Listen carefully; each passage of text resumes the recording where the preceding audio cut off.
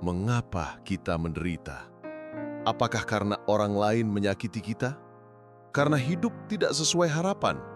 Atau karena dunia ini terlalu kacau? Semua itu terdengar seperti alasan yang masuk akal. Tapi jika kita menyelami lebih dalam, filsafat Stoik mengajarkan sesuatu yang berbeda. Stoikisme mengajarkan bahwa penderitaan tidak berasal dari dunia luar, melainkan dari dalam diri kita sendiri, dari ekspektasi kita, dari keinginan kita untuk mengendalikan hal-hal yang sesungguhnya di luar kuasa kita. Epictetus, seorang filsuf Stoik, berkata, bukan hal-hal yang mengganggu kita, tetapi penilaian kita terhadap hal-hal itu. Bayangkan kamu kehilangan sesuatu yang kamu sayangi, pekerjaan, pasangan, bahkan kesehatan. Reaksi pertama kita adalah kecewa, marah, atau bahkan merasa hancur. Tapi Stoikisme mengajarkan untuk bertanya, apakah aku benar-benar kehilangan sesuatu yang menjadi milikku? Menurut Stoik, tidak ada satupun di dunia luar yang benar-benar menjadi milik kita. Yang menjadi milik kita hanyalah pikiran, sikap, dan pilihan kita. Selebihnya, pekerjaan, kekayaan, reputasi, bahkan tubuh kita adalah pinjaman dari alam semesta. Kita bisa belajar dari filsuf besar Marcus Aurelius yang merupakan kaisar Romawi namun tetap rendah hati. Dalam catatan pribadinya, dia sering menulis kepada dirinya sendiri, "Jangan berharap dunia berlaku adil, tapi latihlah dirimu untuk bersikap adil kepada dunia."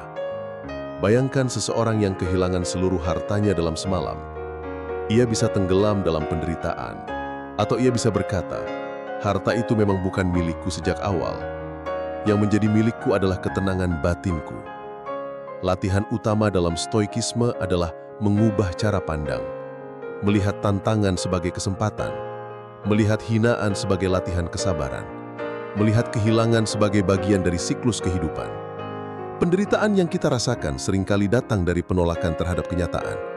Kita ingin dunia bekerja sesuai keinginan kita, tapi kenyataan tidak tunduk pada keinginan. Seneca menulis, orang bijak tidak berharap bahwa angin akan selalu bertiup dari arah yang sama. Ia belajar menyesuaikan layarnya. Artinya, kita perlu fleksibel. Kita perlu menerima perubahan sebagai bagian dari hidup. Dan bukan hanya menerima, tapi menyambutnya dengan kesadaran. Salah satu latihan Stoik yang terkenal adalah premeditatio malorum. Membayangkan hal-hal buruk sebelum terjadi, bukan untuk menakut-nakuti diri sendiri, tapi untuk membiasakan pikiran menghadapi kemungkinan paling buruk. Dengan latihan ini, kita tidak lagi panik ketika musibah datang. Kita tidak lagi runtuh saat sesuatu tak jalan sesuai rencana. Karena kita sudah bersiap secara mental dan tahu bahwa kita punya kendali atas satu hal, cara kita merespons. Penderitaan menjadi guru yang mengajarkan kesabaran. Ia melatih mentalitas kita, membentuk karakter kita, dan menunjukkan titik lemah kita yang perlu diperkuat. Dan kedamaian sejati bukan berarti hidup tanpa masalah.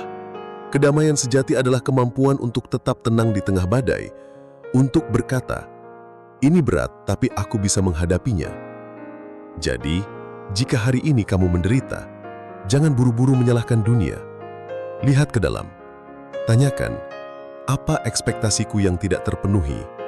Apakah aku terlalu melekat pada sesuatu yang bukan milikku? Apakah aku bisa belajar melepaskan dengan lapang dada? Dengan pemahaman ini, penderitaan berubah. Bukan lagi sesuatu yang harus dihindari, tapi sesuatu yang bisa dipelajari. Dan setiap kali kita belajar dari penderitaan, kita menjadi lebih kuat, lebih bijak, dan lebih damai.